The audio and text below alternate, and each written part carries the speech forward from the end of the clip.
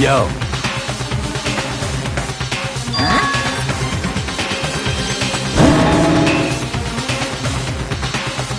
Come on!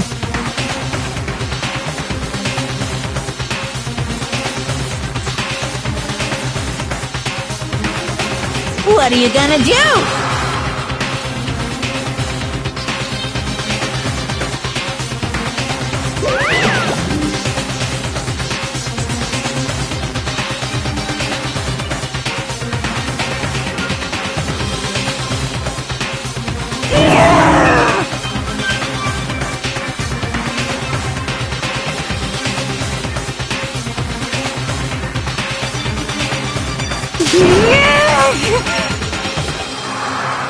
Phew!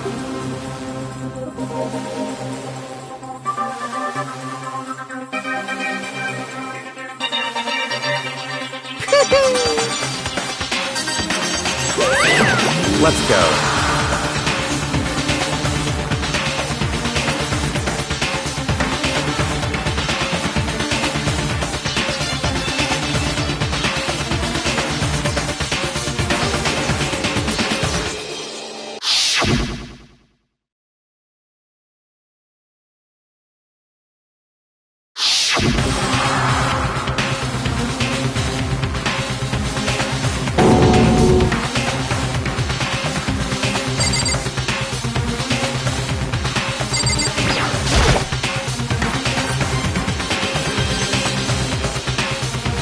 It's true.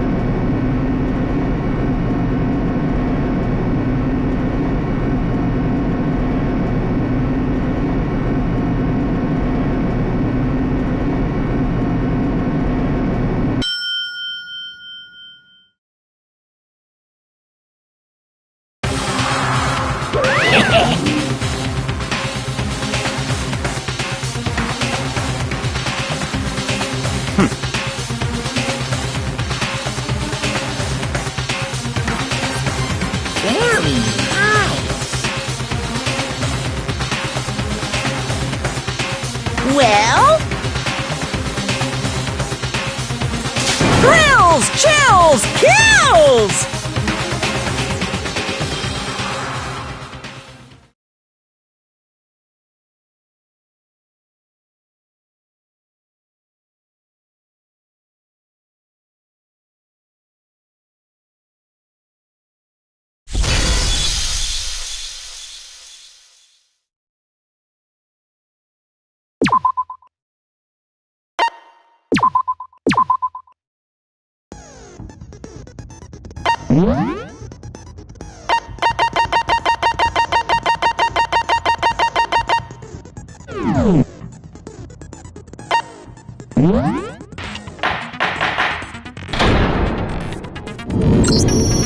Let's begin with a basic explanation of the class trial. So, your votes will determine the results. If you can figure out who done it, then only they will receive punishment. But if you pick the wrong one, then I'll punish everyone besides the blackened, and the one that deceived everyone else will graduate. Okay, then. So, first off, let's talk about the murder weapon!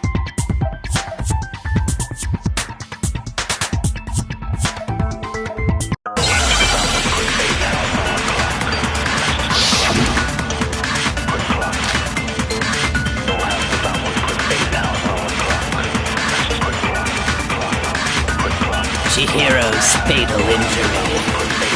It appears it was a head wound. According to the Monokuma file, the killer used a blunt instrument. But what kind of blunt instrument could it have been? I bet it was an iron pipe. No, that's wrong!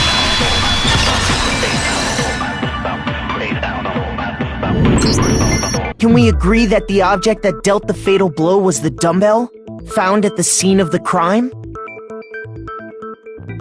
It was covered in blood, and there was nothing else at the scene that could have caused that kind of injury. And the wound on the victim's head is consistent with the shape of the dumbbell. As far as I'm concerned, there's no mistake and no room for doubt on this one. You looked at her head wound? Yes! That's so creepy! If you don't mind, I will proceed from here. Let's move on to discussion of the culprit. Although, I believe the criminal behind this heinous act is already quite clear. What? For real? Chihiro's killer is the fiendish serial killer, Genocide Jack.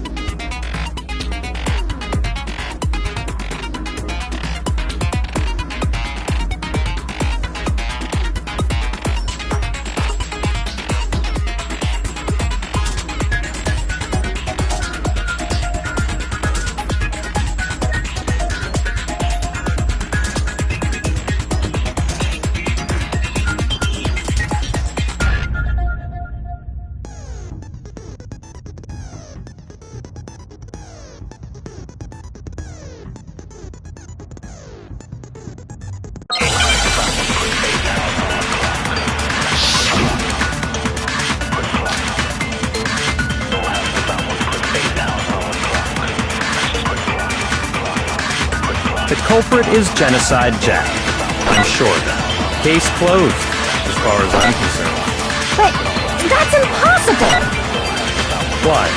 What makes it impossible? Well, I mean, come on! There's just no proof for it. No, that's wrong!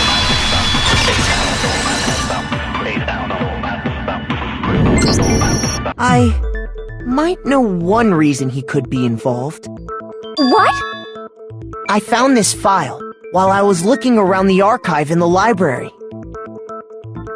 I guess it's some kind of confidential file the police put together about the Genocide Jack case.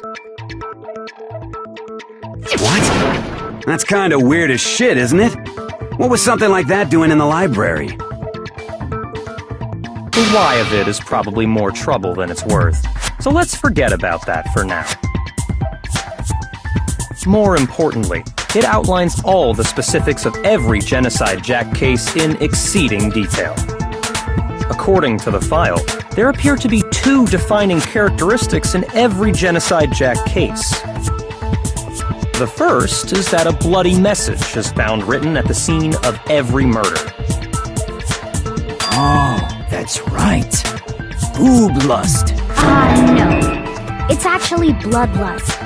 But more important is the other characteristic, and it's something that has never been made public. Never made public? What the hell is it? Why don't you tell them, Makoto?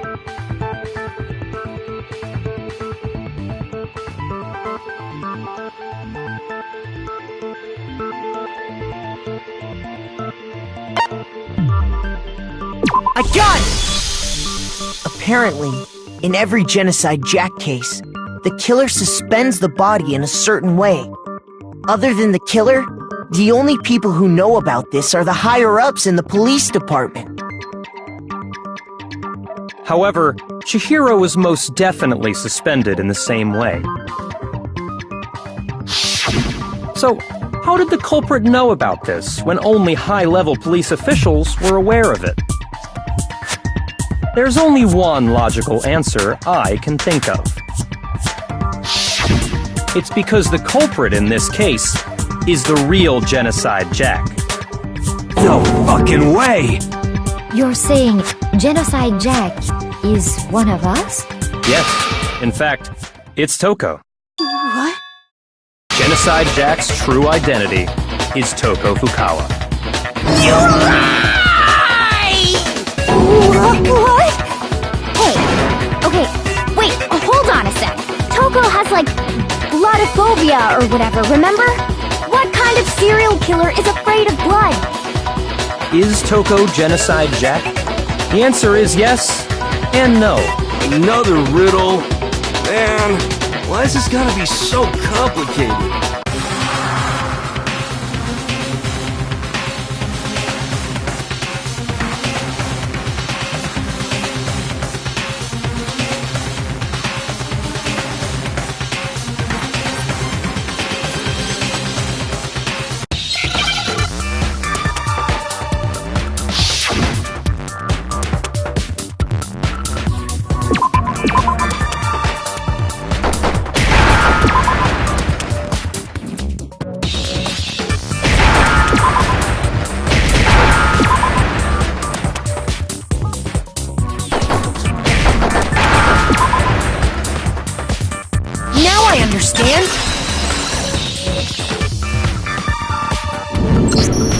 Is it because Genocide Jack has a split personality? Huh?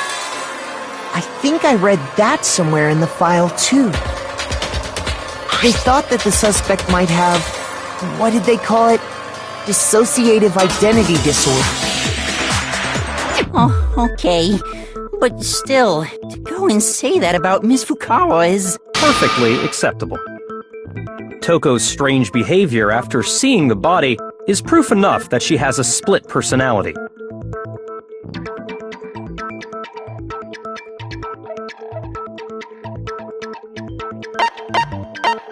I got it! You're talking about how she started acting totally different than usual, right? That's right. Think back. She fainted when she saw Chihiro's corpse, and then, when she woke up...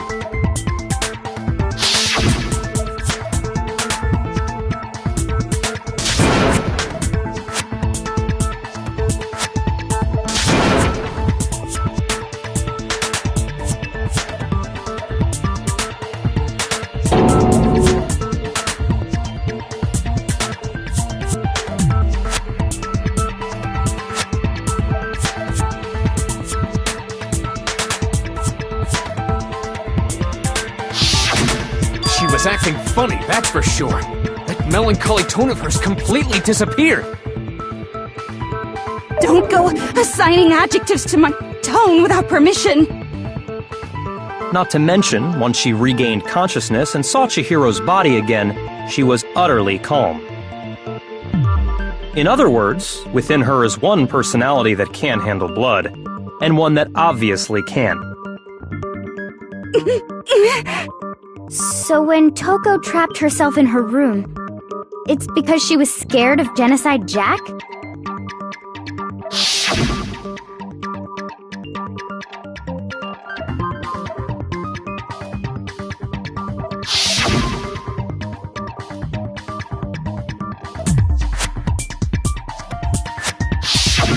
The reason she locked herself in her room wasn't to keep other people from getting in. It was to keep her other personality from getting out. What? Toko was afraid. Afraid of the murderous fiend inside of her. Of killing even more people. How? Yeah. How can you know all this? I do believe you misunderstood her. What she's trying to say isn't, how can you know all this? No. What she wants to know is, how could you tell them? Huh? Last night, just before Monokuma gave his motive speech, Toko and I had a strange conversation. She told me a most interesting story. She said a murderous fiend lived within her, and she was afraid it could appear and attack at any time. And that trepidation is what's caused her to have such a bleak attitude. Isn't that right, Toko? This is all a lie. Right, Toko? You said you wouldn't tell anyone. What? You promised! I can't believe you lied! You have only yourself to blame. You came to me with your tragic little story. I didn't ask you to. This is the real world, not some romantic fantasy fairy tale. Besides, you broke your promise first. You said that as long as you were here, no matter what, you wouldn't let Genocide Jack kill anyone. But in spite of that promise,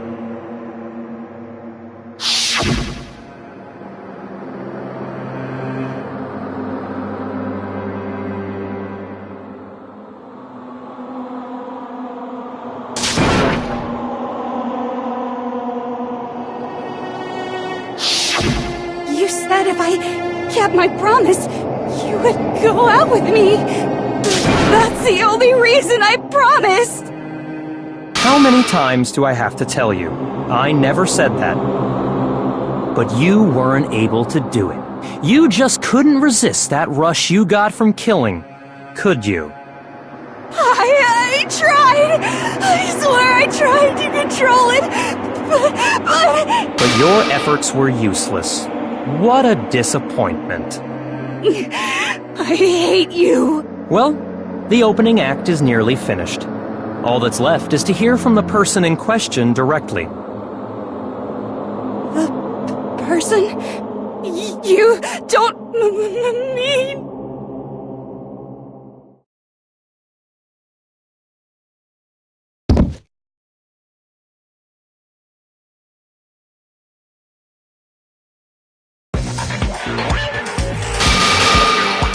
Hello there! Is it me you were hoping to see?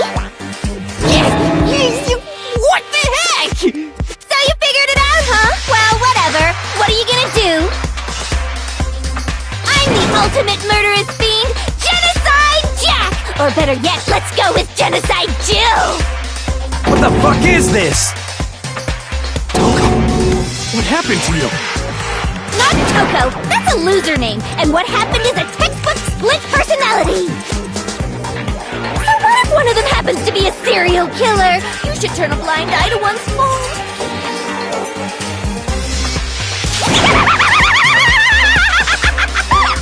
So intense. Like they say, sound in murderous mind, sound in murderous body! This one is so different from the one we've come to know. Yes, well, the world is composed of a front and a back, you know. Just like how every inning has a top and a bottom, or how in the depths of every truth lives a little lie. Behind every dark and gloomy soul lives another that shines as bright as the sun!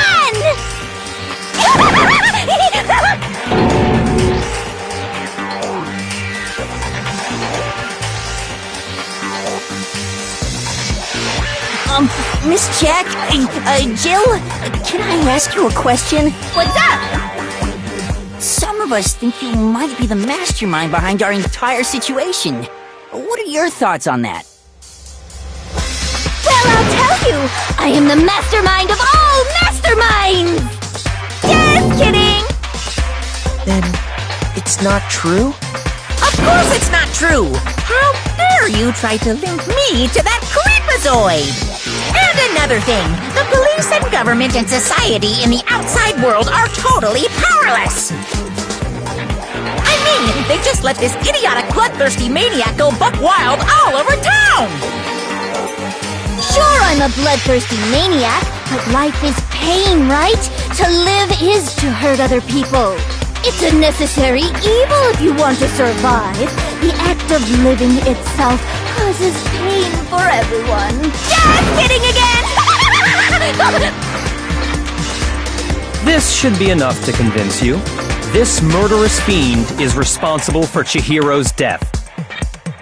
There's clearly a motive, so there should be no doubt. A motive? Remember what Monokuma told us? If someone didn't murder and graduate within 24 hours, an embarrassing memory or secret would be revealed. Well, let's assume that Toko's secret was about Genocide Jack. If a secret like that came to light, Toko's life would have undoubtedly been forever ruined. So she had a very clear motive to never have that side of herself exposed. Interesting. Very, very, very interesting. But sorry, as much as I hate to admit it, I'm not the culprit. Huh? But I cannot imagine anyone other than you could murder someone in such a bizarre fashion. Maybe so, but nevertheless, it's the truth. Do you really expect any of us to believe you? Yeah. I could never believe a word you say, you monster!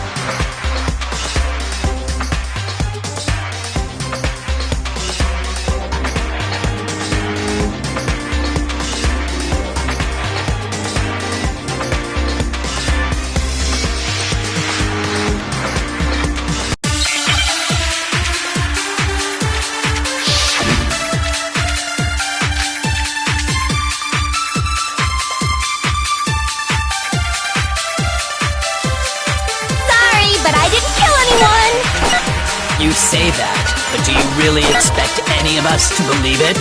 Perhaps if you had an alibi, that would change things. Oh, an alibi, huh? Now we're talking! When you compare your past murders to this incident, the modus operandi matches completely. No, that's wrong!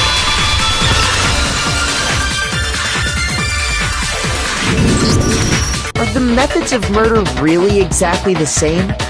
I'm not so sure about that.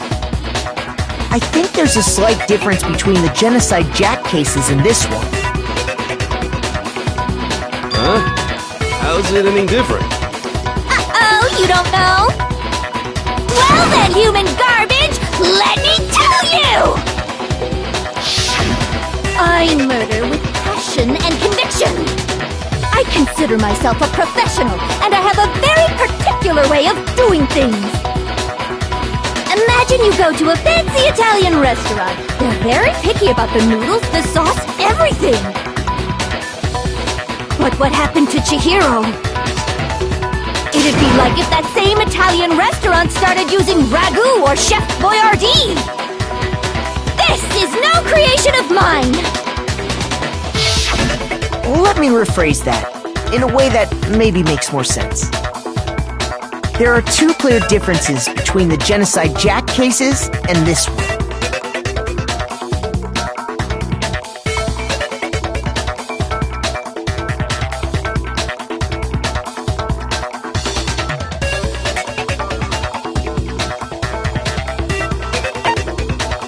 I got it! For one, the cause of death is different. In the Genocide Jack murders, all the victims were killed the same way. According to the case file, they were all apparently killed with a pair of scissors. But Chihiro died from a blow to the head, right? Ah, yes.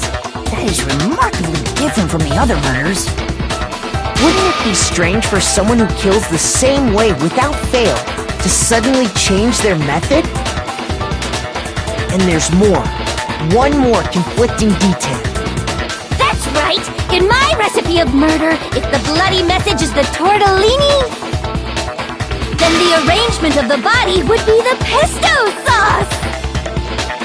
Could you please stop comparing killing people to cooking? So, are you saying the other difference has to do with how the body was arranged?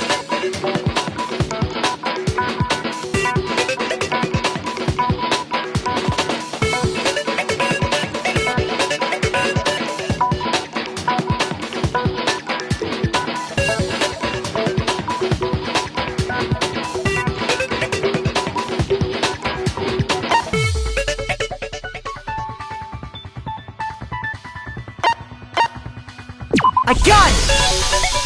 Do you remember what the killer used to suspend her? They used some kind of rope to hang her up by her wrists. What is your point? Well, in all the previous Genocide Jack cases, something else was used to suspend them. Specifically, pairs of razor-sharp scissors. And guess what? I used my own specially designed scissors for the murders and the arrangement! Like I said, I'm a professional, so naturally I'm very picky about the tools I use. And you know what else? Big Mac said there's two differences, but he's wrong! Big Mac? Are you referring to me? Listen up, Big Mac! There's actually one more difference! Huh? My word, you really didn't notice? Take a look at who the victims were in each Genocide Jack case! There's a pattern there, just waiting to be discovered. A pattern? Figure that out, and it'll be plain as death why I couldn't have possibly killed that little lolly girl.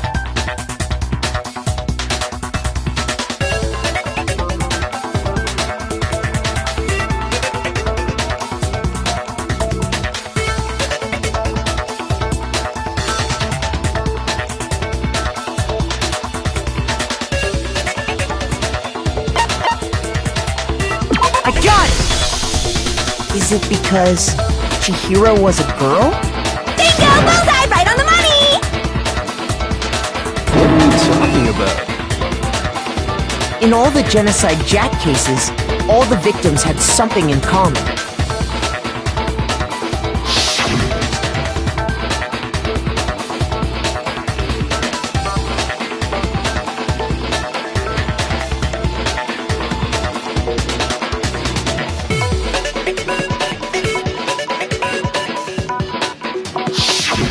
They were all guys? That's right! The people I kill with such passion and conviction are all adorable little men! I can't believe I said it! I'm so embarrassed! The hell is wrong with you? I can't help it! I'm just a full-throttle boy-on-boy fangirl, and the mopey side of me just hates it. But now I'm on the fast track to becoming a full-fledged fan madam!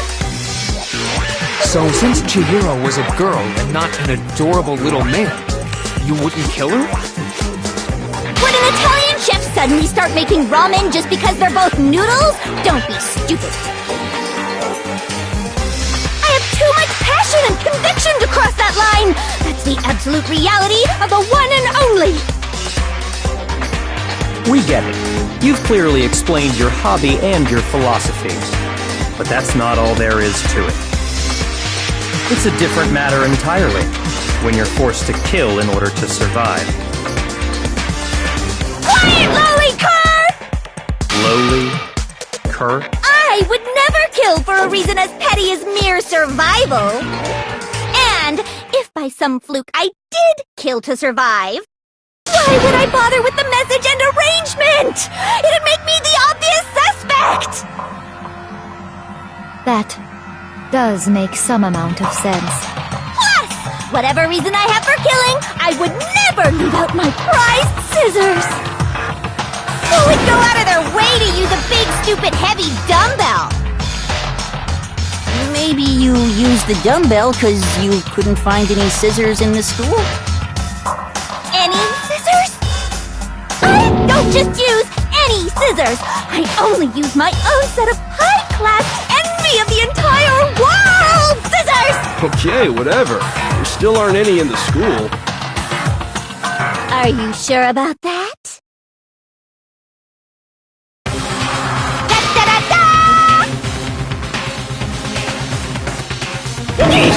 She's fully equipped! That's right! So I can kill anywhere, anytime! Why would I resort to dumbbells or rope when I have my trusty scissors by my side? Go ahead, tell me I'm wrong, you can, you gutter dogs, all of you! Not to mention, I have no clue how to tie a good knot! The rope's totally out of the question anyway! I have no idea what's going on anymore! Could such a heinous villain really be innocent? But the body really was suspended, right? And nobody but the police knew about that. Yeah! That's why we figured it had to be the real deal, and not some copycat killer or whatever.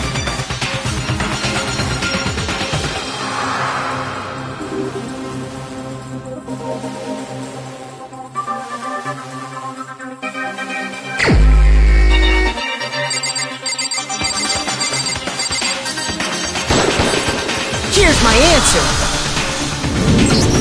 Byakuya, it's possible you could have found out, isn't it?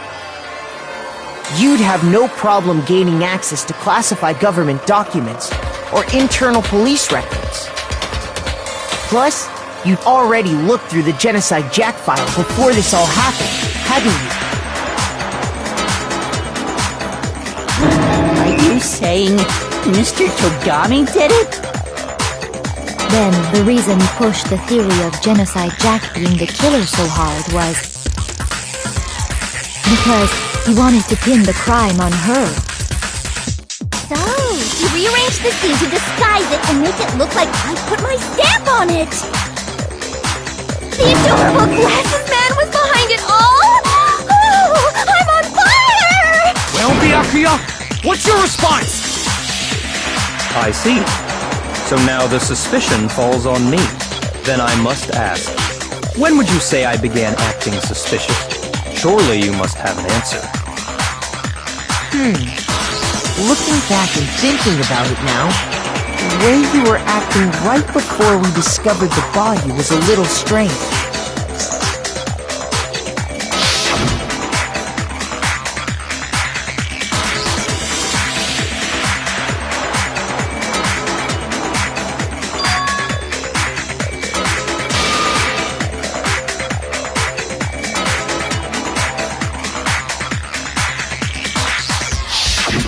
You wanted to go to the girls' locker room right away, right? But since you're a guy... I should have naturally thought of the boys' locker room first. Is that what you want to say? The victim was Chihiro, a girl. Hence why I said we should check the girls' locker room. Nothing strange about that, I'd say.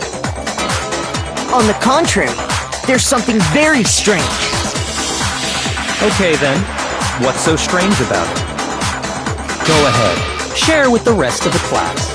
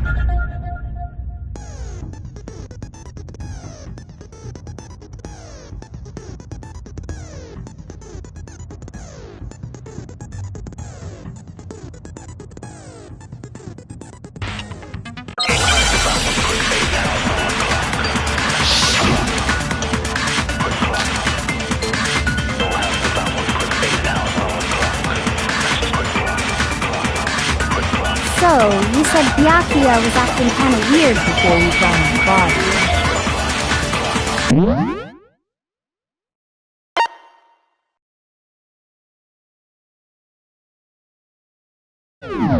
But he was acting weird. How? If you're presented with the opportunity to check out the girls' locker room, You absolutely take it! That's a natural reaction for any guy! The victim was Chihiro, who was a girl. So of course I would suggest we check the girls' locker room first. There was no time for pointless distractions. What's so strange about that? you wish you'd taken me with you.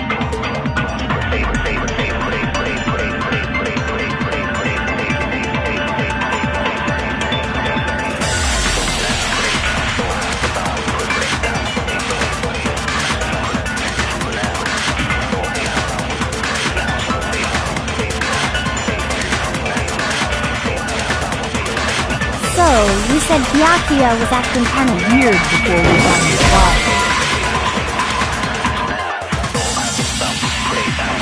Shoot! So...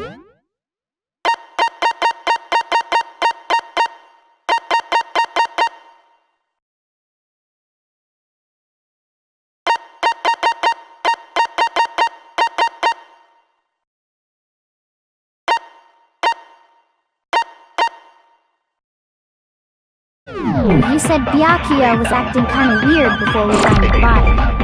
But he was acting weird... how? If you're presented with the opportunity to check out the girls' locker room, You absolutely take it! That's a natural reaction for any guy! The victim was Chihiro. No, it's wrong!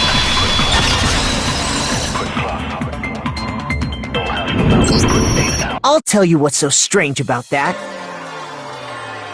Because up until we actually discovered the body, we couldn't have known who the victim was. So your claim that you went to the girls' locker room first because Chihiro was the victim doesn't hold up. I see. That's a good answer, I must admit. Interesting. Very interesting indeed. But your reasoning is still too weak. Huh? What's wrong? Is that it? Surely you've got more than that. Go ahead. Show us.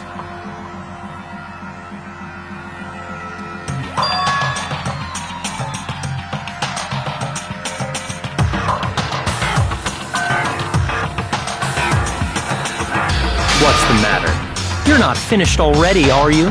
There must be more to it. There is. I think. There is more to it. Think about it. We just talked about the differences between this case and past Genocide Jack incidents. The proof you're looking for is hidden in there. Oh? Proof that I'm the culprit, you mean?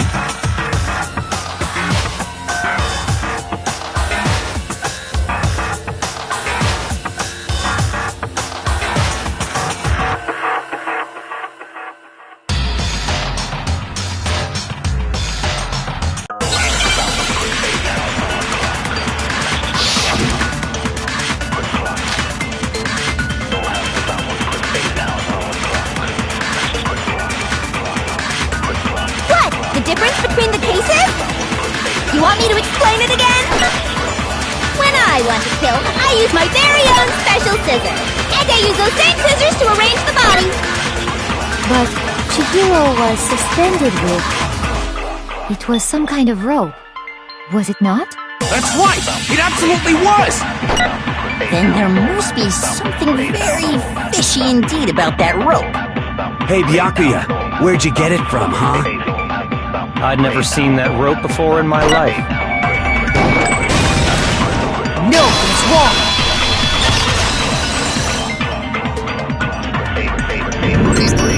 Actually, I'm pretty sure you have seen it before.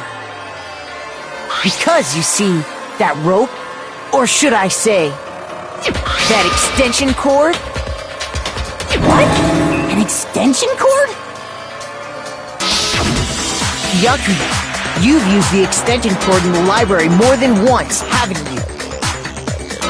And the same extension cord that was in the library all this time went missing after the murder. And there's no way someone who uses that extension cord as much as you do wouldn't discover that fact. And Byakuya must be the one who took the extension cord. I can't imagine any other possibility. That's really what you think? Then your conclusion is something like this? I killed Chihiro in the girls' locker room, then hung her up and wrote that bloody message. I intentionally made it look like Genocide Jack was behind it. Is that about right?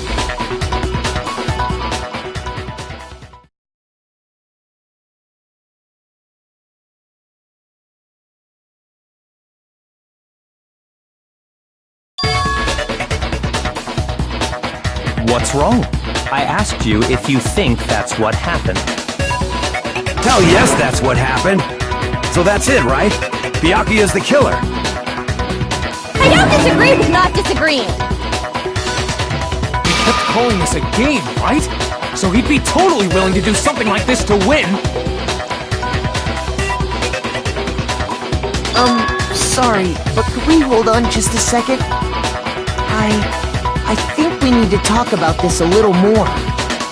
Do we really need to? We've already decided who did it.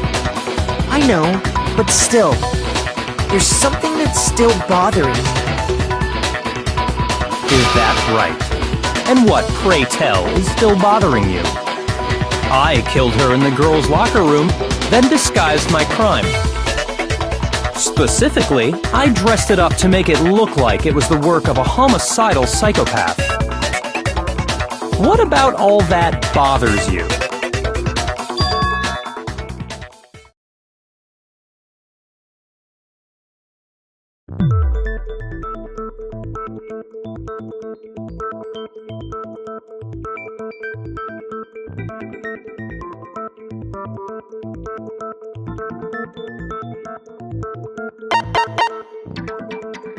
I got it! You say you killed Chihiro in the girls' locker room, right?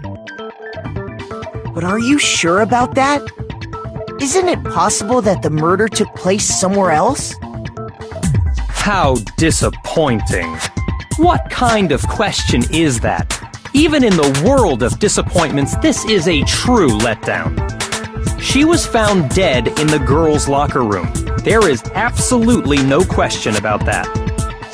How could the scene of the crime have been anywhere else?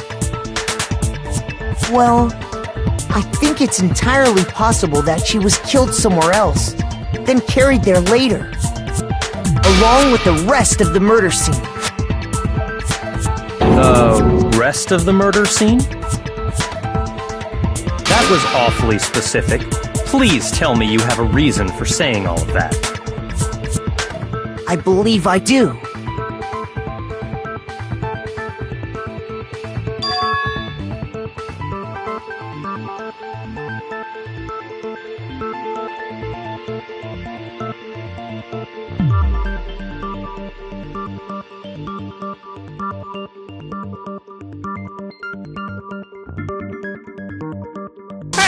Don't just move on without permission! What do you mean she was killed somewhere else? Come on, Makoto. If there's any chance the murder took place somewhere else, let's see the proof.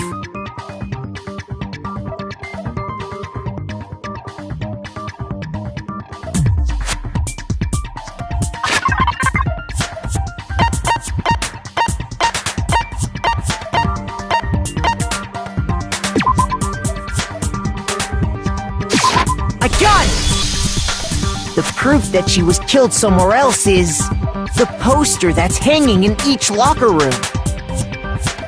Your proof is some posters? The poster in the girls' locker room was a picture of a big-boobed supermodel.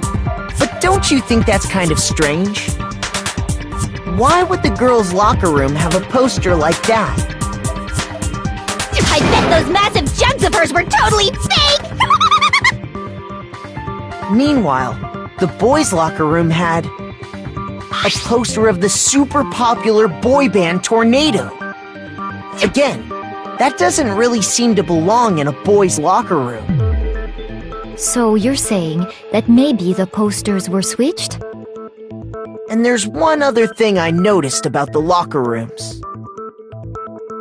You know what I'm talking about, right, Sakura? You're referring to my protein coffee, aren't you? Protein coffee? While I was in the girls' locker room earlier, I spilled some protein coffee on the carpet. But I noticed that after the murder, the stain had been totally scrubbed away.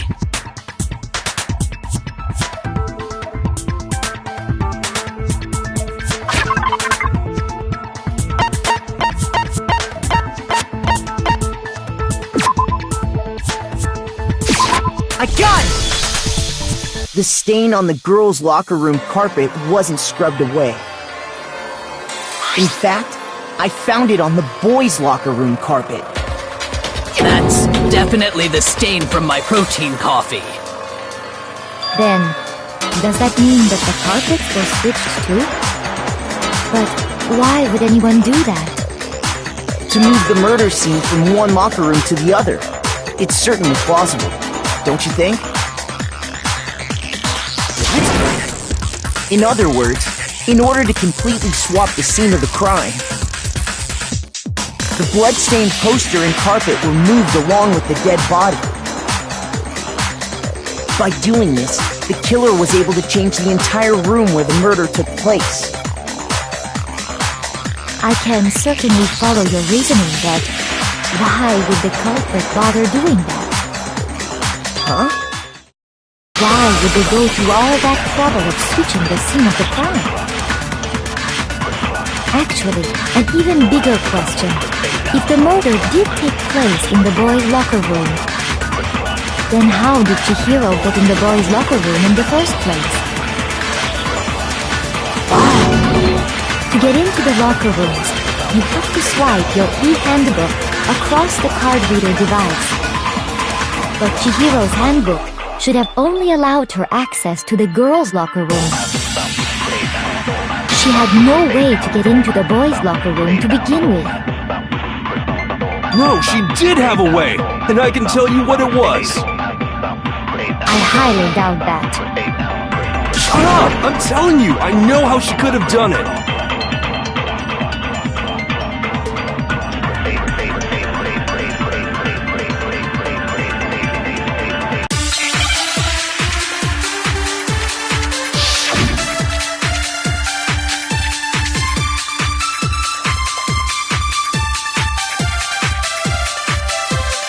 Is it really possible?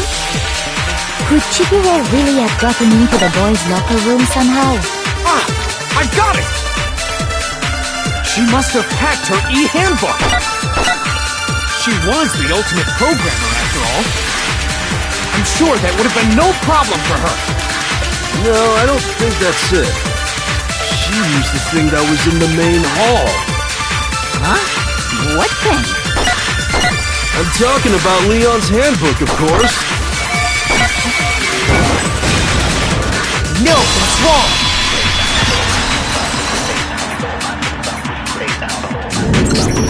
No, I don't think Chihiro used Leon's handbook.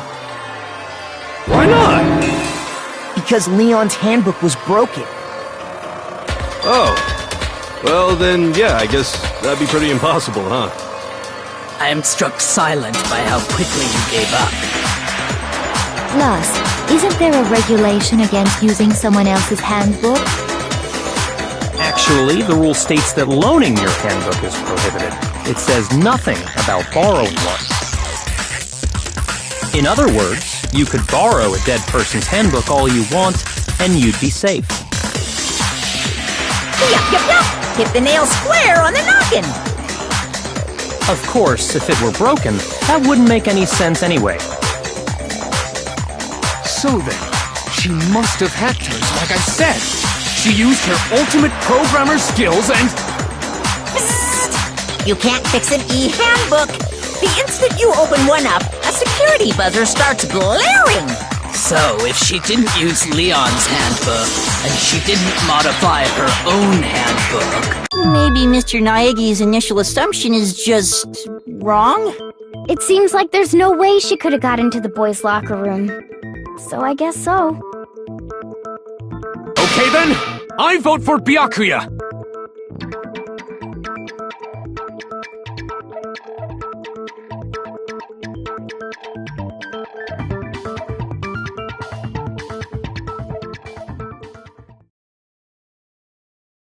Hold on a second.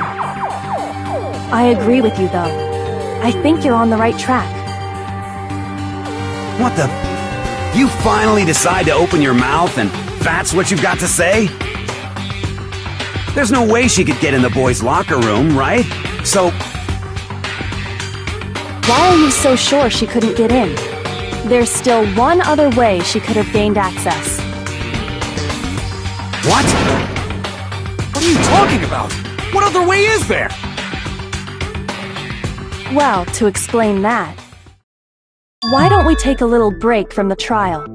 I'd like you all to come see something. Wait! Just what do you think you're doing? Don't worry. This'll make the whole trial more exciting. I'm sure that thought must please you. Huh? It'll make things more exciting? Well, all right then. I declare an official class trial recess. Huh? For real? Now then, what is it you want to show us? It better not be boring or I'll be very unhappy. Oh, I have no doubt it'll meet your lofty expectations. So, shall we go?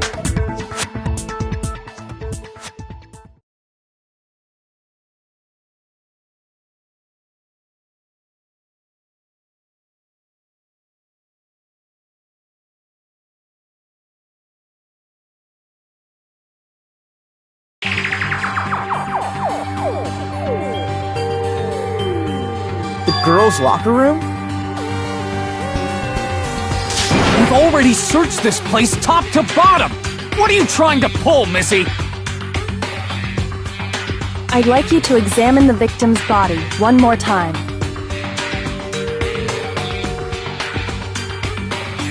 Be sure to examine the entire body very carefully. Take your time. Examine her carefully? Like using our hands? No way! It's probably best if I don't run my hands all over a girl's dead body. It's not that I'm creeped out or anything, it's just... based on religious grounds, you know? Very well. I'll do it. But you're a girl. You shouldn't have to touch a dead body. Just let one of the boys do it. No, it's okay. I think Chihiro would rather have a girl examine her.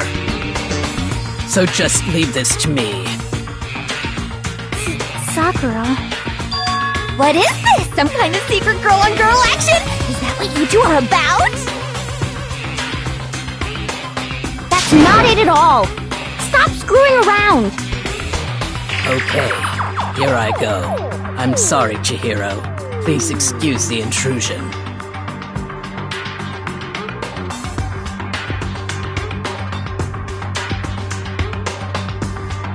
Be sure to check her entire body, and I believe we will solve this particular mystery.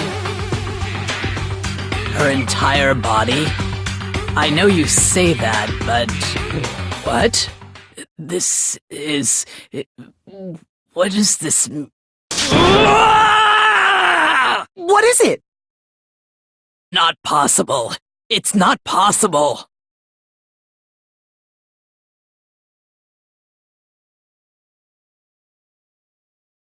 This girl is what?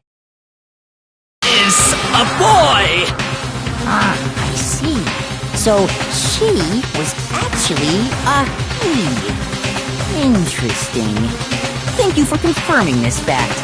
What? You're joking, right? I wouldn't joke about this. Then it's really true?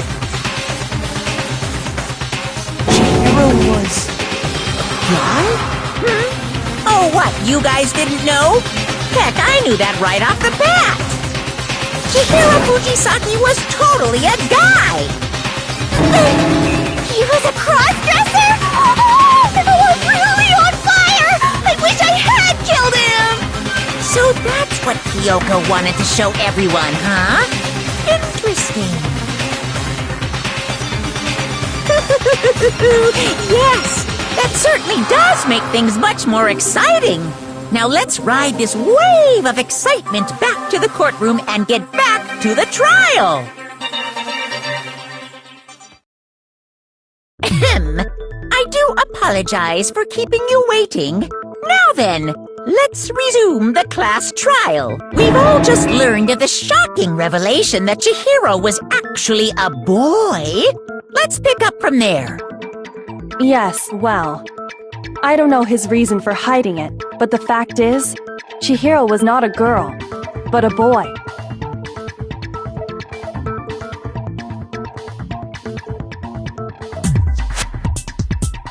And because the victim was male, he would have had no problem gaining access to the boys' locker room.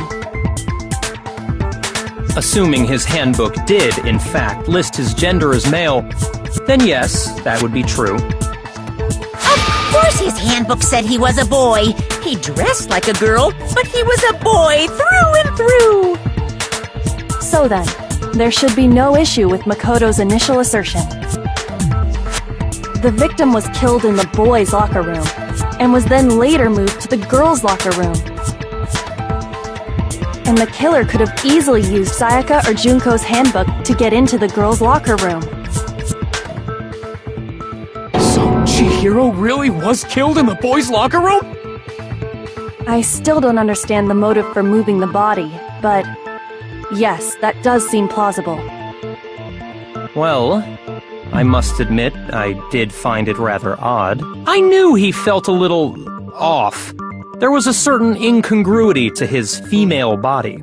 This is the most titillating situation! So now everything has been connected. All the mysteries have finally become clear. Okay, well, connected or clear or whatever. We still think you're the killer, remember? Very interesting. This has become very interesting indeed. He's off in his own little world. What about you, Makoto? After everything we've learned, do you still think Byakuya's the killer? Well, without a doubt, Byakuya is the one that made Chihiro's death look like Genocide Jack did it. But I think he might not actually be the killer after all. What? But aren't you the one who accused him in the first place? He just seems to be too easygoing about all this. Like he's enjoying us solving the mystery. The way he's acting, it makes it seem like it doesn't have anything to do with him. And you think that might be because it doesn't have anything to do with him? Plus, the evidence he left behind was a little too... how can I put it? Overt. He consciously chose to use the extension cord, knowing it could connect him to the murder. At least, that's how I see it. And Byakuya, when you found out the murder took place in the boys' locker room, it seemed to rattle you.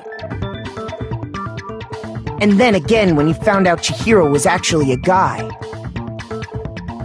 If you really were the killer, that stuff wouldn't have had any effect on you. So that's your thinking, huh? Well, it bothers me that you don't have more concrete reasons, but... it's fine. I guess I'll mark it as correct for the time being. Mark it as correct? He's right. I am not the culprit. I just happened to come across the corpse in the girls' locker room and decided to alter it. Are you fucking with us right now? No, I am not effing with you right now. I'm telling you the truth. Well, I find it very hard to believe! Go ahead. Find it very hard to believe. You're free to be executed along with the rest of us. If you're really telling the truth, then why? Why do you do that to his body? My reasons hardly matter right now. Uncovering the culprit is much more important, wouldn't you say? Now then, if it wasn't me, who was it? Well, I don't think I can say for sure without talking about it a little more. We're seriously gonna keep going? We're all good, aren't we? I thought it was clear Byakuya did it. No, I'm with Makoto. If there's any doubt whatsoever, we need to explore every possibility. Because if we're wrong, we all die here. That's true. Very well then. I'm with you too. Damn straight. Count me in. Do you not have a mind of your own? Of course I do. What am I, an ant or something? Anyway, let's discuss this all as a group one more time. We still have time to make our decision. That's very true. Our lives are all on the line. Excellent. Then shall we resume our game of hide and seek?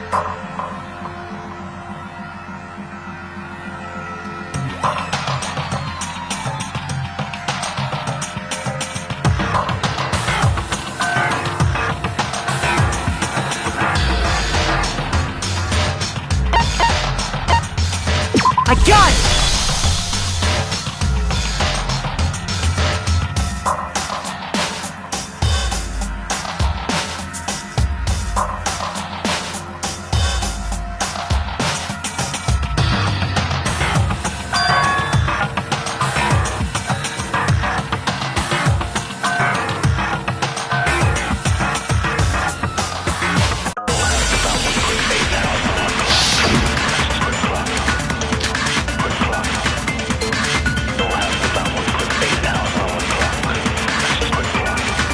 Isn't there a single clue that might lead us to who did it?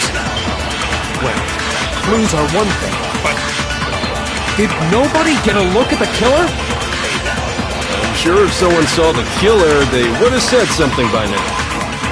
Perhaps someone saw the victim at some point. Even that might be enough for now. Yeah. All we need right now is any kind of new info. It's over. It's all over. You want to know who saw the victim? The killer! And only the killer! No, that's wrong!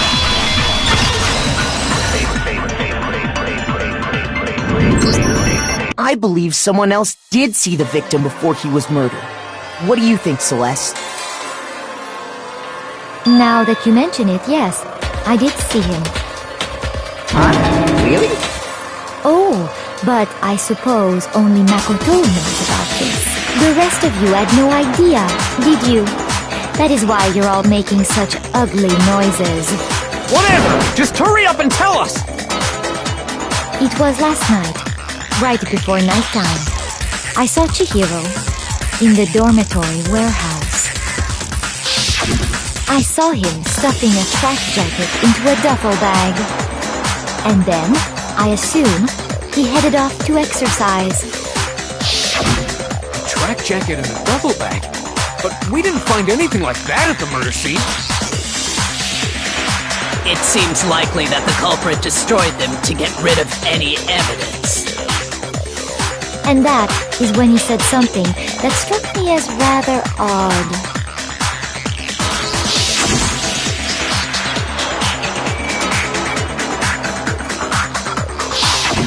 Chihiro told me he was in a hurry. But why would he be in a hurry? Only if someone were waiting for him, I should think. So, Mr. Fujisaki was on his way to meet with someone, and then they were going to work out together? But Hina and I had invited him to exercise with us plenty of times, and he always declined. Probably because he was afraid you'd find out the secret he was hiding, right? Which means that conversely, He must have trusted whoever he was meeting with very much. Enough so that he was willing to risk his secret being revealed. Oh, what a marvelous friendship! The point is, whoever he met up with is the culprit, right? So we just gotta figure out who it was. But knowing what we know, I can't even guess. No, you already have what you need to make the connection. Huh? You know who the killer is. Seriously? Who is it? Who's the killer? Think back to the track jacket and duffel bag the killer disposed of. Focus on the details of these items, and it should become obvious who was waiting for him. Are you sure about that? You really think we can figure out who did it based on 2 pieces of evidence that we don't have? What? You want to track down some fingerprints or something? Even if we had the equipment for that, we wouldn't know how to use it. As was noted, the evidence is already gone. There's nothing to get fingerprints from. Maybe, but we can make certain inferences if we just take the time to talk it out. Easy for you to say. But fine. Celeste, did you notice anything special about the bag or jacket? The bag was just a normal duffel bag from the warehouse. All the bags in there are the same, so I can't imagine what would make that one special.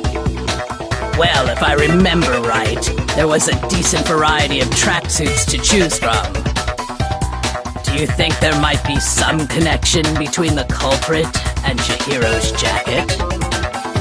Perhaps. Let's explore that and talk a bit more about the jacket he took.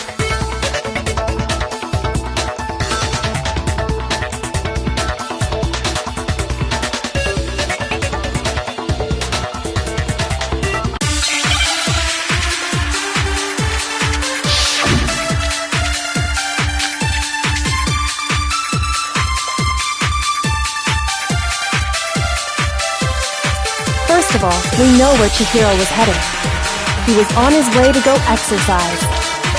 So next we have to ask, why did he choose the specific tracksuit that he did? What do you mean, the specific tracksuit? I got it! We picked that tracksuit because it matched the one the culprit was wearing. So, what you're saying is, the killer was wearing the same blue tracksuit as him?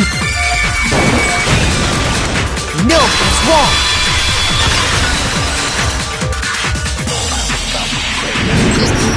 Hold on a second, Mondo. What did you just say? Huh? What'd I say? When Celeste testified a few minutes ago, she said...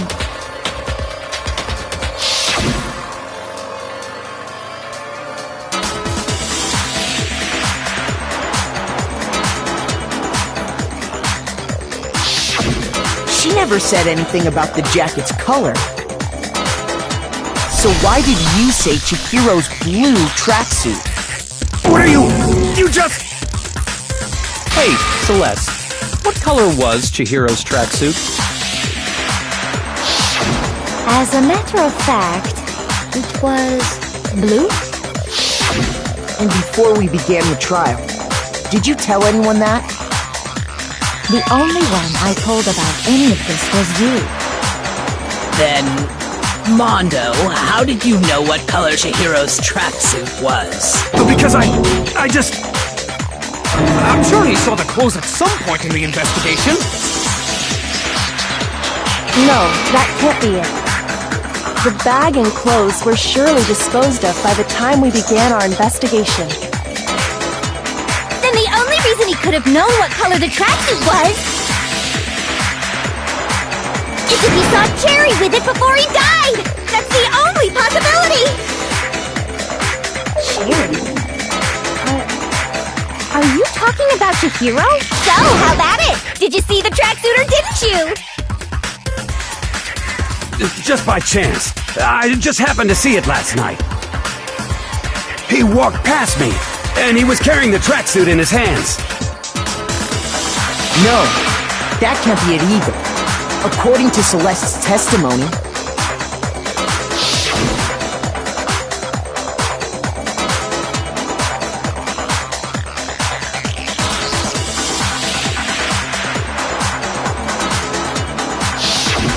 when Celeste noticed it, Chihiro made a point of making sure the jacket was completely in the bag.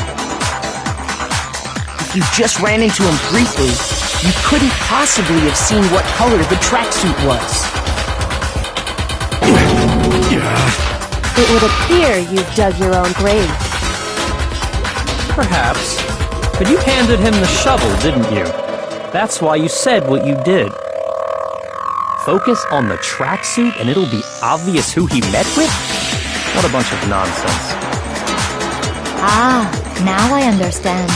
It was all one big bluff, wasn't it? Your true intention was to draw a slip of the tongue from the culprit. That's why you said you knew who did it, to put them on edge. That's right. However, Mondo was my target all along. I had my suspicions about him from the very beginning. But why? What made you so suspicious? That's a good question. There was a certain turning point that tipped me off. Maybe you didn't notice it, Mondo, but you tend to refer to men and women differently. You only call guys dude. For girls, it's chick. And after he was killed, you happened to refer to him as dude. Once I picked up on that, it occurred to me that Mondo knew something we didn't.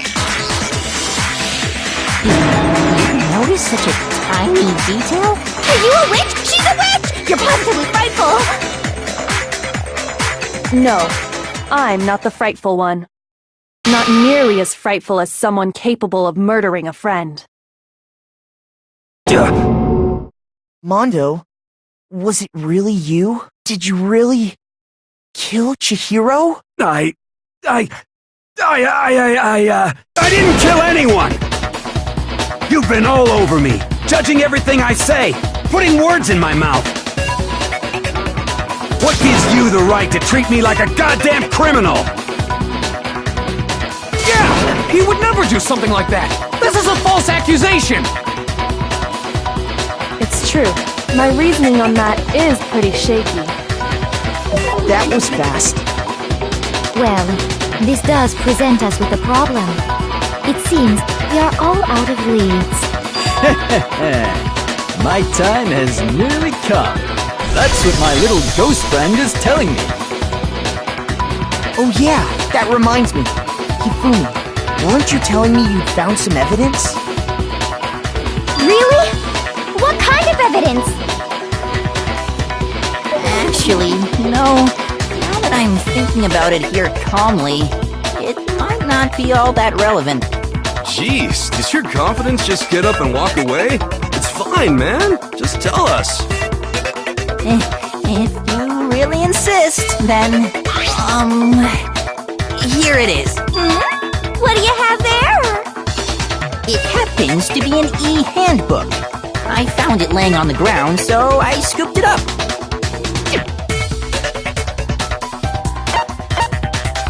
I got it! We know Chihiro's handbook was missing from the scene of the crime, right?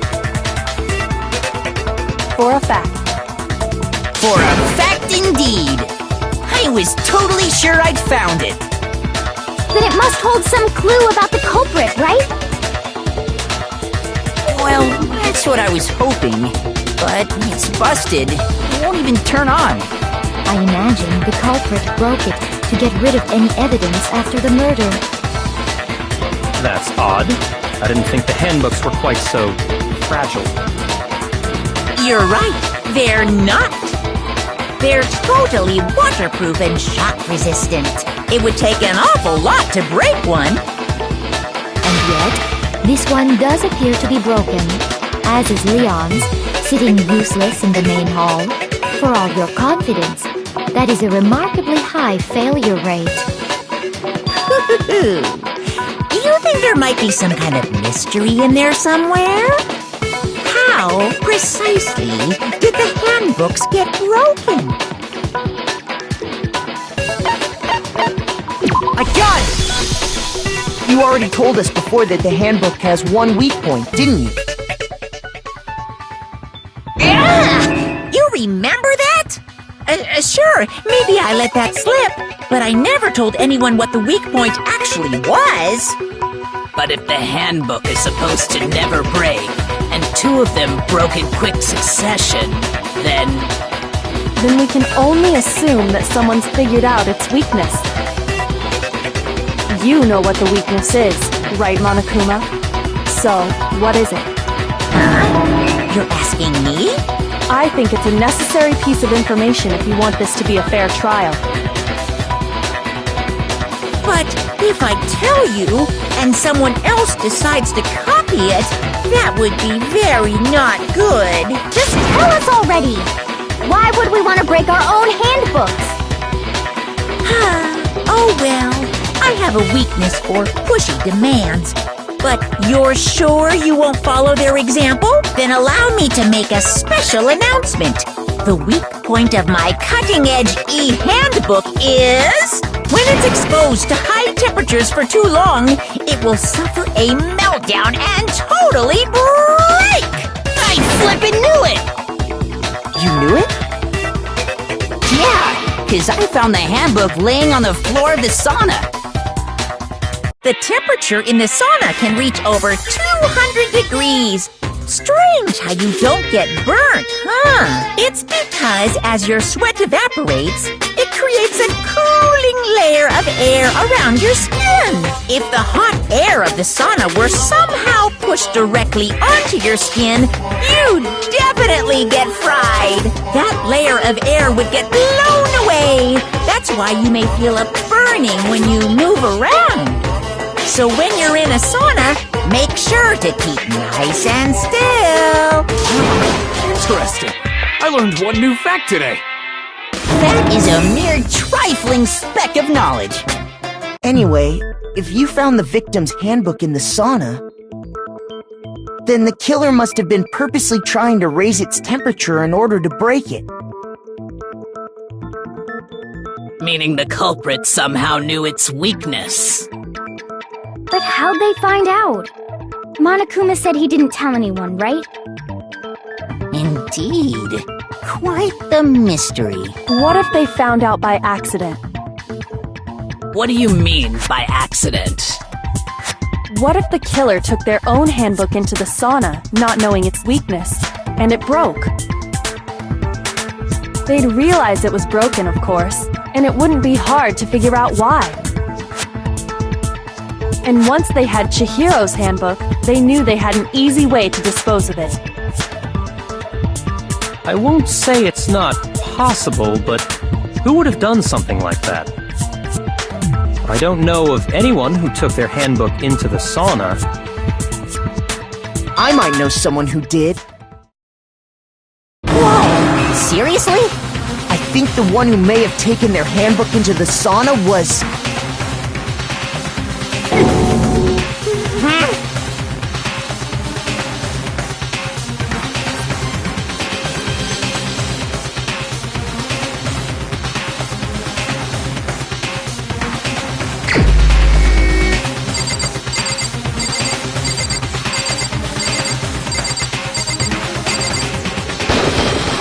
Here's my answer! Mondo, your handbook got broken in the sauna, didn't it? What? Why? Why do you keep accusing him? Mondo and Taka had an endurance contest in the sauna not too long ago, remember? And for the contest, Mondo just so happened to keep his school uniform on. But little did he realize, he'd also left his handbook in one of his uniform pockets. And when it was all over, Mondo discovered that taking your handbook into the sauna could easily destroy it. No, wait, hold on! You've got it all wrong! He would never kill! I don't accept this! Show me the proof! The actual solid proof!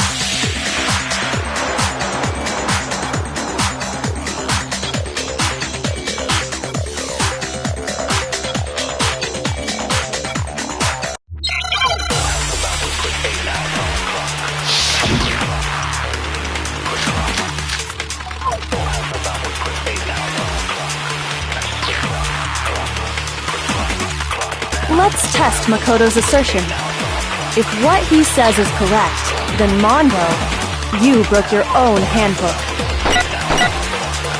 In other words, if Mondo's handbook is actually broken, then that proves that what Makoto said is right. Well, my goddamn handbook works just fine!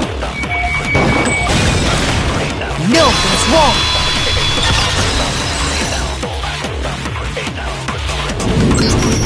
Mondo, the handbook you have right now, is it really yours? The fuck is that supposed to mean? The broken handbook that was in the main hall. Isn't that one actually yours? What the heck are you talking about? What I mean is, I think Mondo swapped his handbook out for one that actually works. I think he took Leon's handbook and replaced it with his own. After all, Monokuma said himself that Leon's handbook never should have broken. That's right! The punishment it suffered wasn't nearly enough to destroy it. So then, the broken handbook in the main hall is actually Mondo's, which would mean that the handbook Mondo has right now is actually Leon's, yes? But doesn't that violate the school regulation that says loaning out your handbook is prohibited? Well, here's how I look at it. There is a rule about loaning your handbook to another student, but if they're dead, they're not a student. It's kind of a gray area, I admit, but no worries. If anything, it just makes things more interesting. As such, I decree that exchanging handbooks with a corpse is not a violation of the rules. Well, Mondo, if I'm wrong about this, you're welcome to say so. I'm happy to admit I made a mistake, but... Son of a bitch! What's wrong, bro? Come on! Tell him he's wrong! You are wrong! You have to be wrong! Everything you just said is wrong! You made it all up! Okay, then why don't we look back on this case one more time, from the beginning? That way, everything will become clear, and we'll all see if I was right or wrong.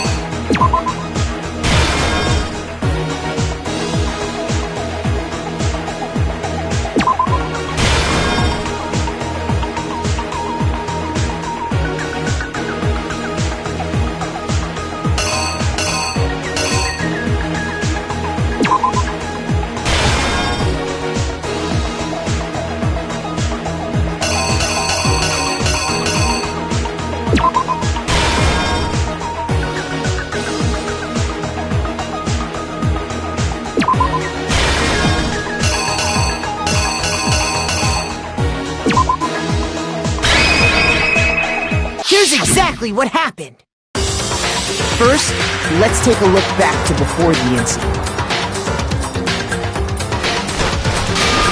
Last night, Celeste saw Chihiro in the warehouse, correct? At the time, she was apparently stuffing something into a duffel bag.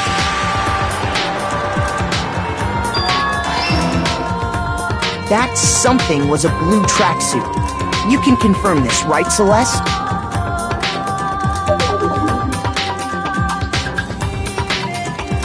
With bag in hand, Chihiro headed out, even though it was officially nighttime. She made her way to the locker room, specifically the boys' locker room. But how could the victim, who was apparently a girl, access the boys' locker room?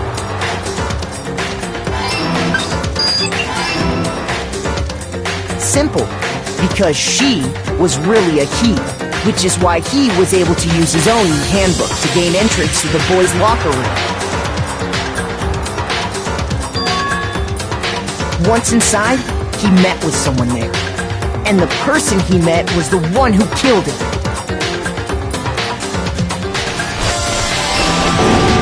It seems likely that the killer grabbed the nearby dumbbell, approached the unsuspecting Chihiro,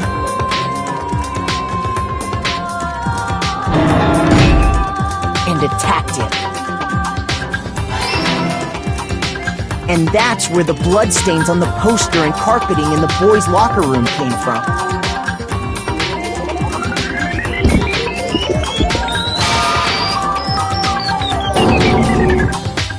It was likely in the heat of the moment.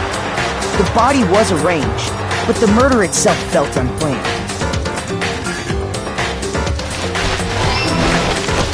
Which is why the killer hurried to try and hide the act. First, pulling up the bloodstained carpet. Then, removing the bloody poster.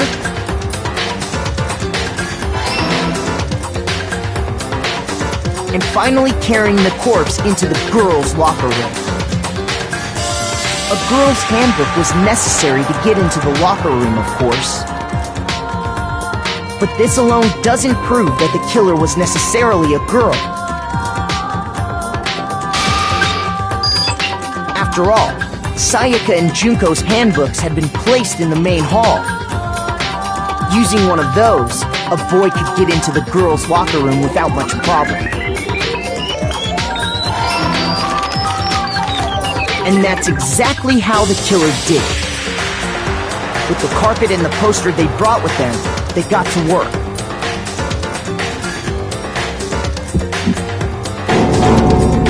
They changed the layout of the boys' and girls' locker room in what you might call a crime scene switch. That could have been the end of things, but no. Byakuya discovered the body and decided to intervene in the situation, making things even more complicated. So, after stumbling on the crime scene, he went and grabbed the extension cord from the library, and then he got to work. He used the cord to string up Chihiro's lifeless body.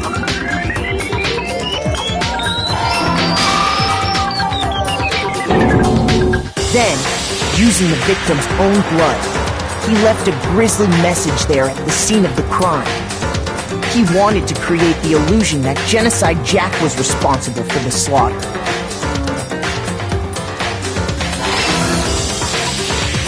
And around the same time that Byakuya was putting together this facade,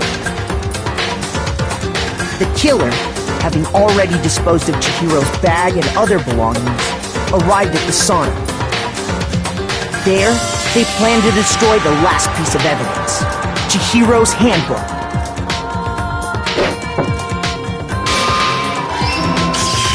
And just as the killer expected, the steamy sauna was enough to ruin the electronic gadget. Somehow, the killer knew that the handbook couldn't stand up to the heat of the sauna. And the reason they knew that is because the sauna had already wrecked their own handbook. And that's how it all played out.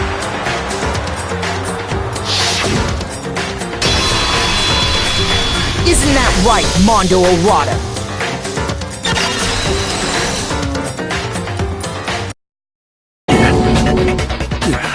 Wait! No! This can't be right! Where's your evidence? Yeah! Where's your evidence? You need evidence! You need proof! Without any proof, you can't pin any of this on him!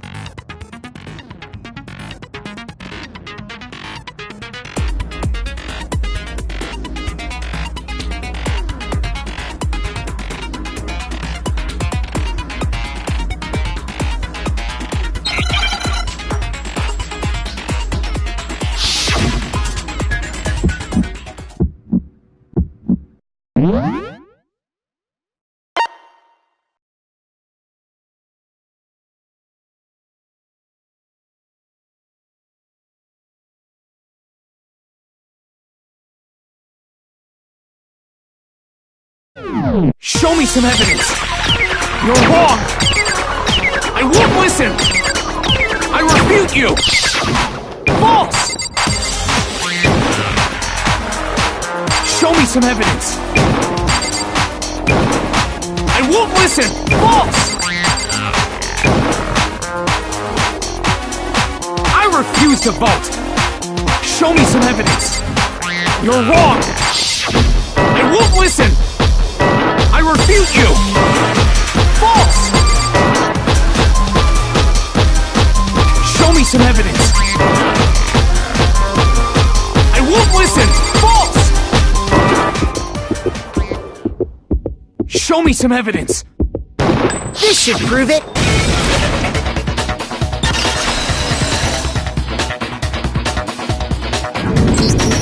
If my thinking so far is right, Mondo must have replaced his broken handbook with Leon's.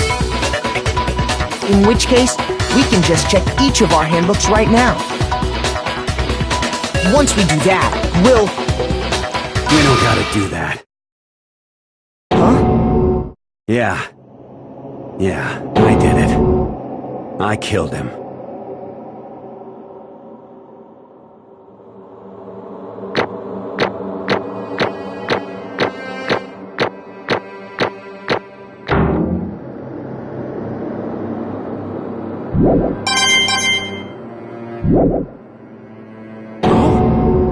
Bro!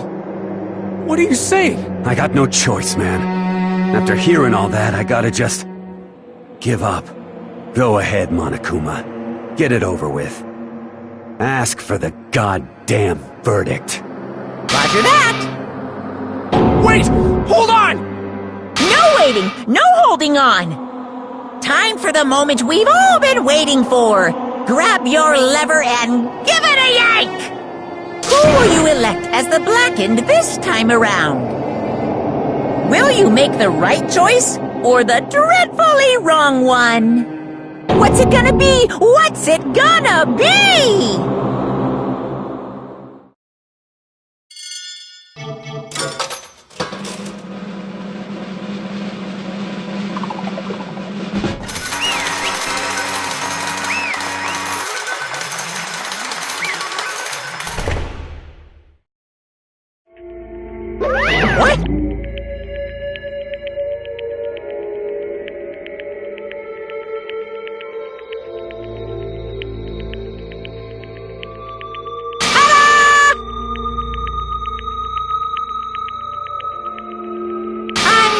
Unbelievable.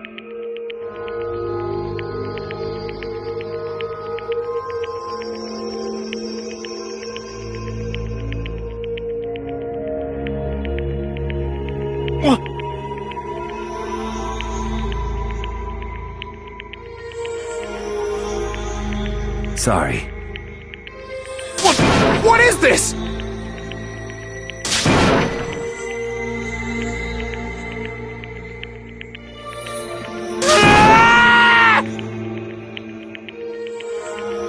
Now then.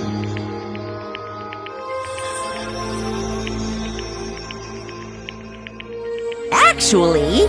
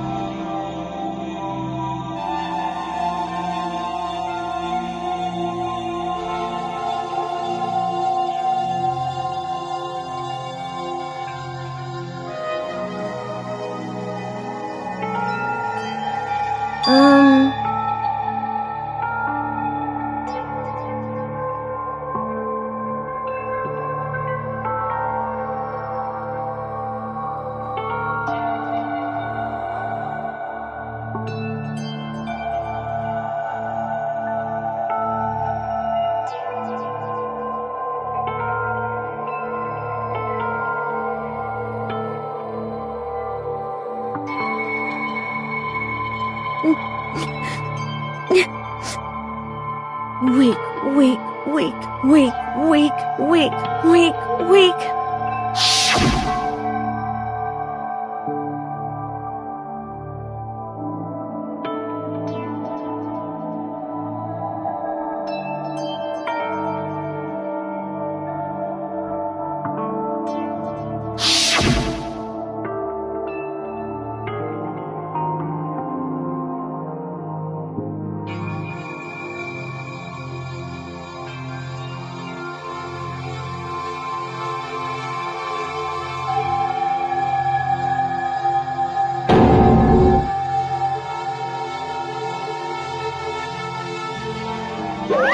Hey,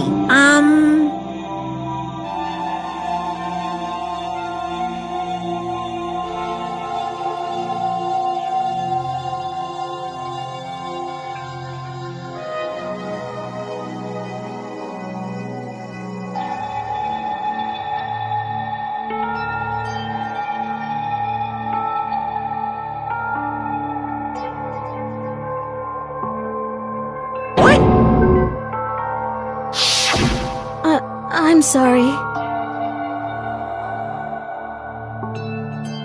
But...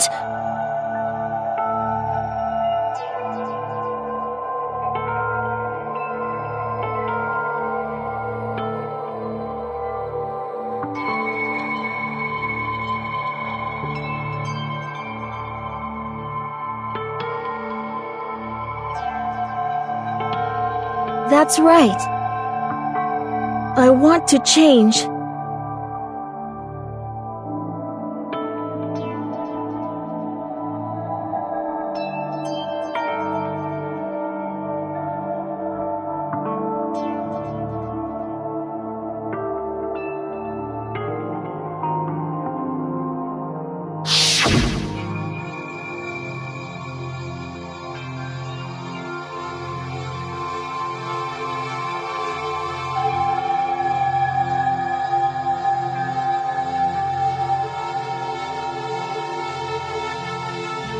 hey,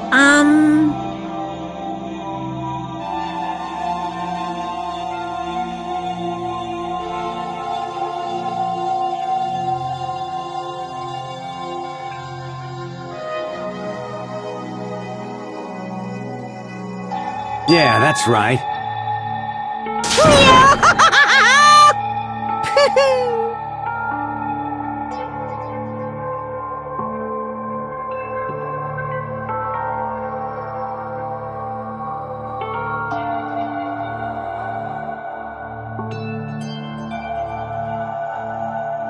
Uh-huh.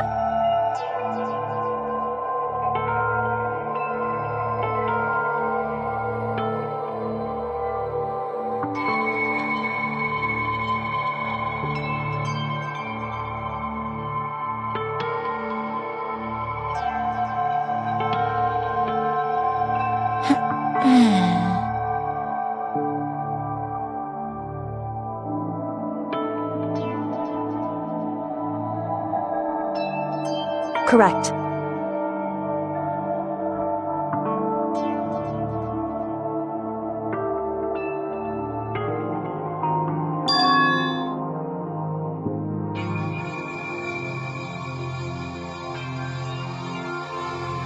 Indeed.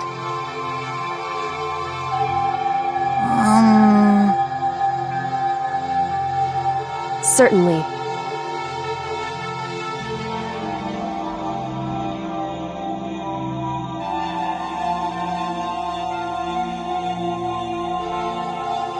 But... Because...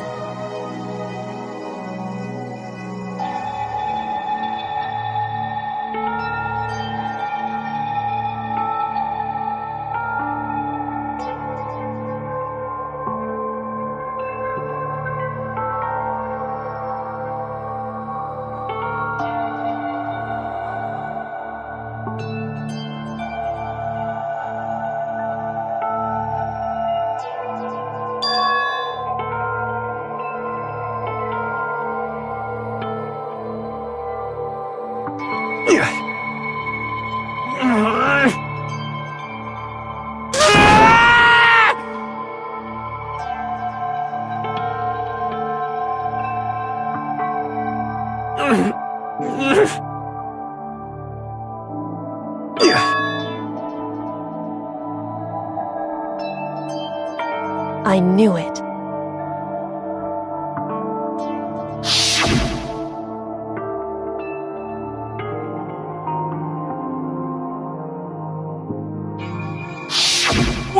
What is this?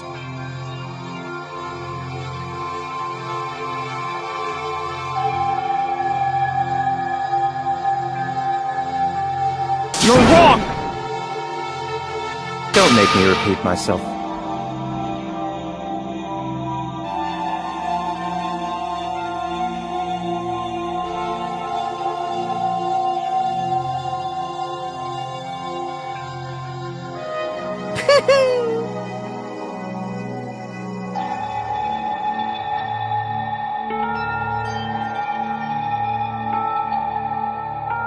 Hey,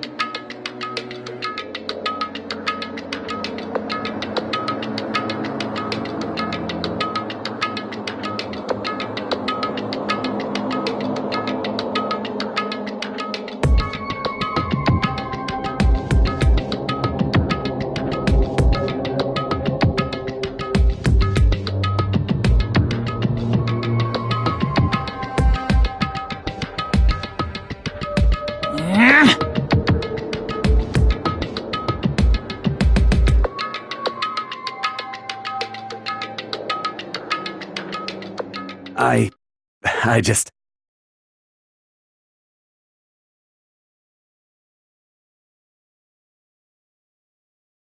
Don't fuck with me!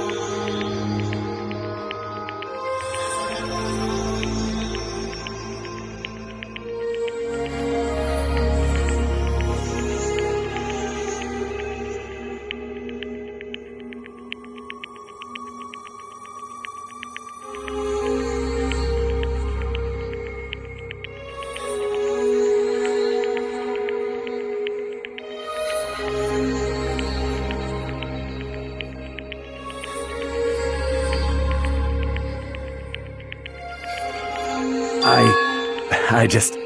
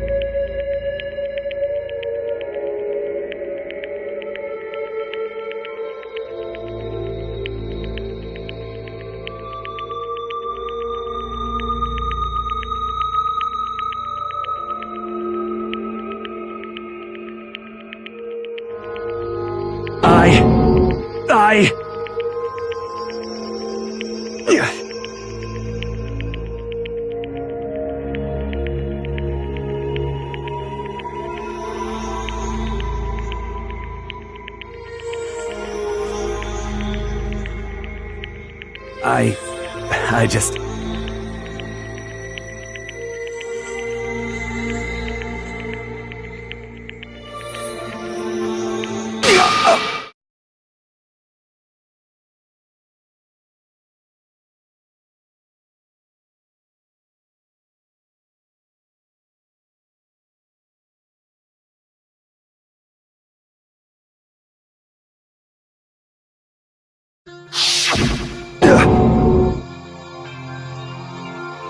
I'm sorry.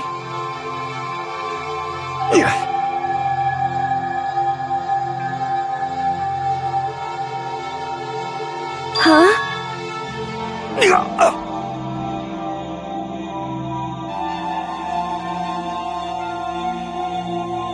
But... I want to change.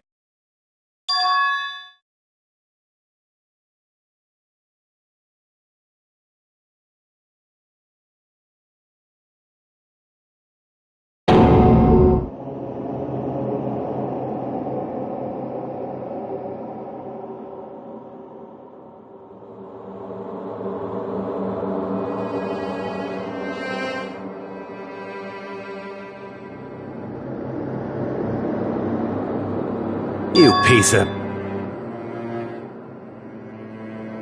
What? What? Huh?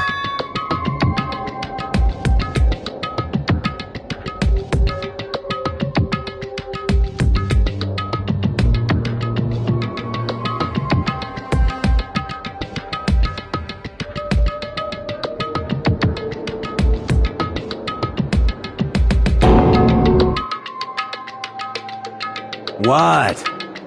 What?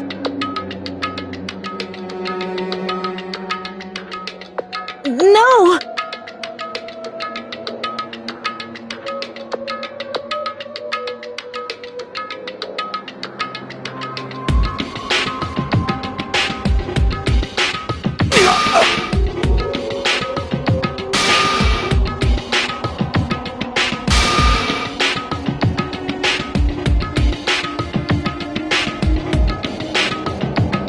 What's wrong? Damn you!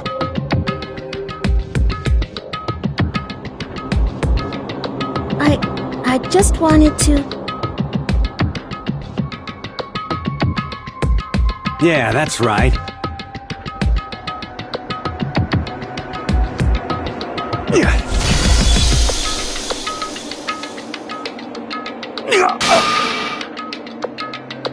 You son of a bitch!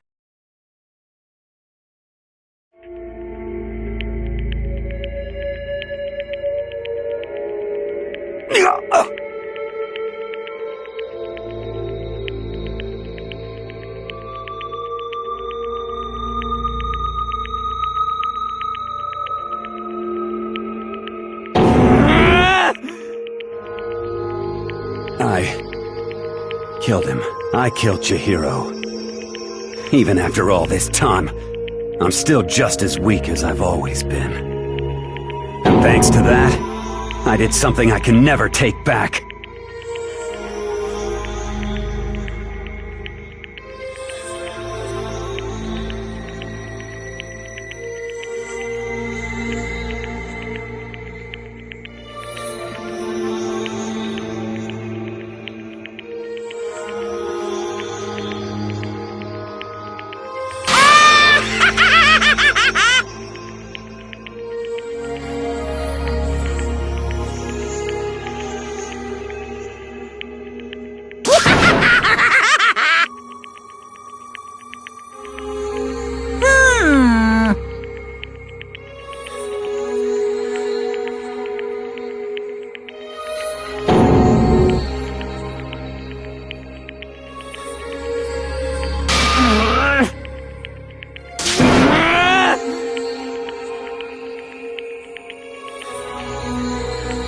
Yep.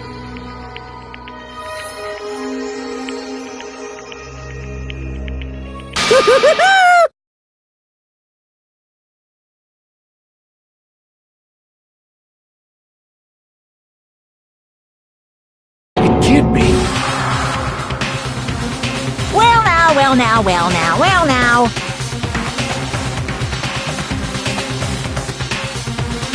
Ridiculous! Now then, I've prepared a very special punishment!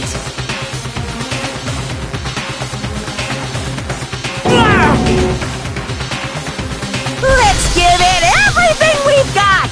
It's punishment time! Sorry, man.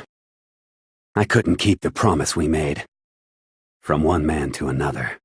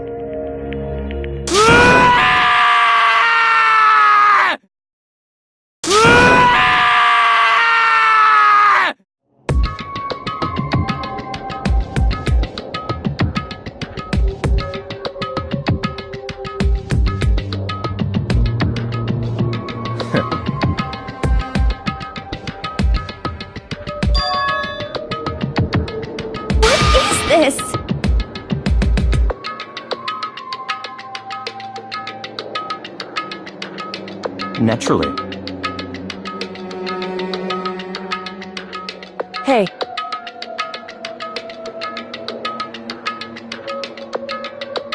However,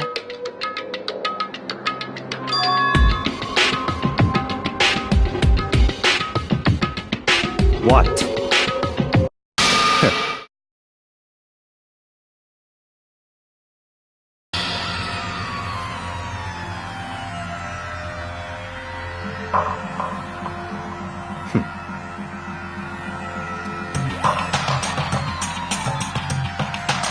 Honestly.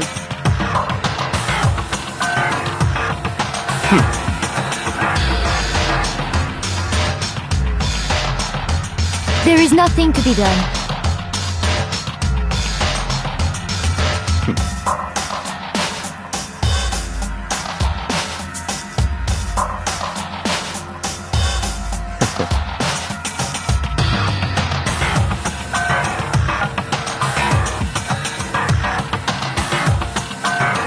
Well,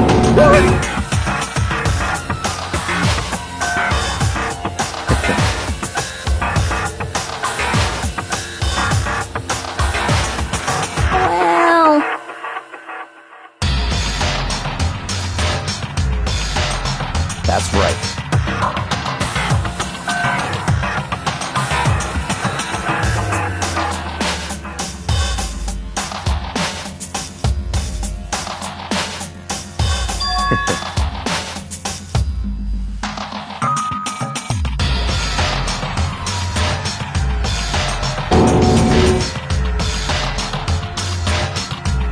I see.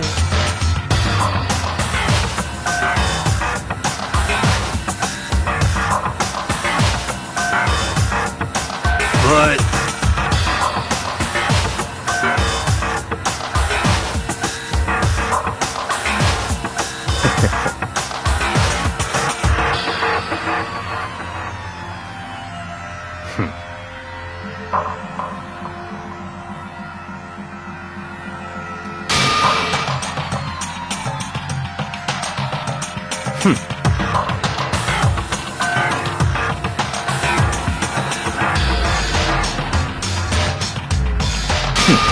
Interesting.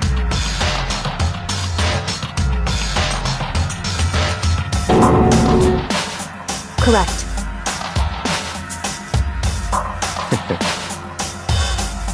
Indeed.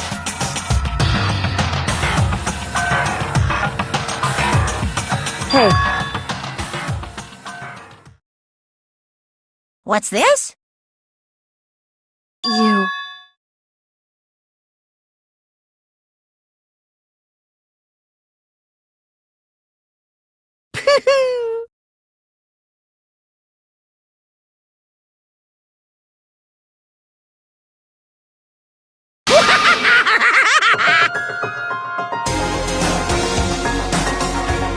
What?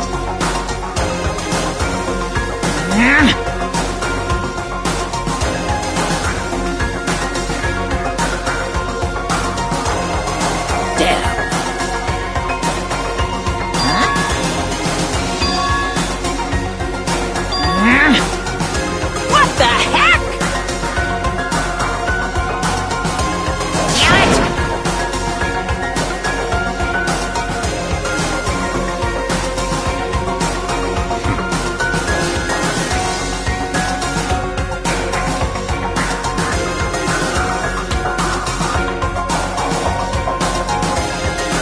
Ooh, how exciting!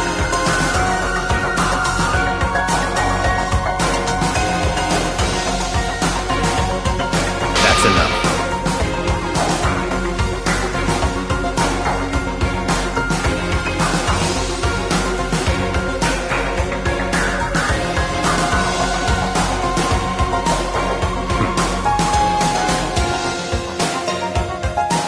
In the name of my family.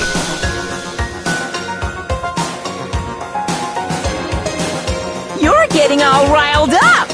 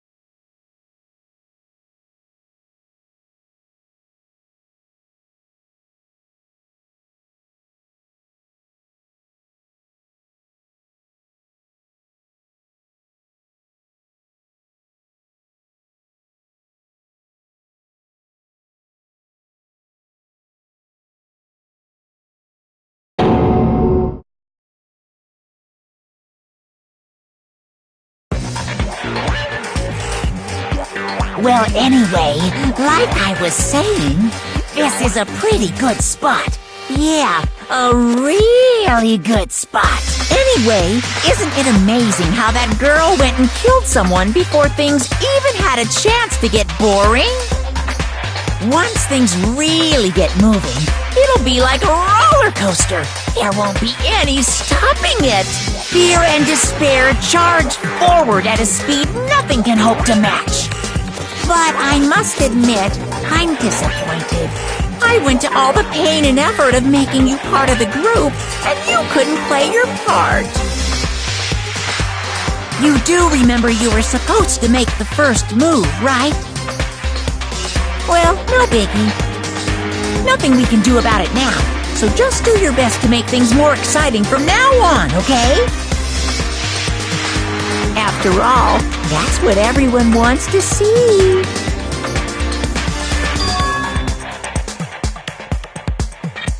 As long as you don't want to know my measurements, fire away!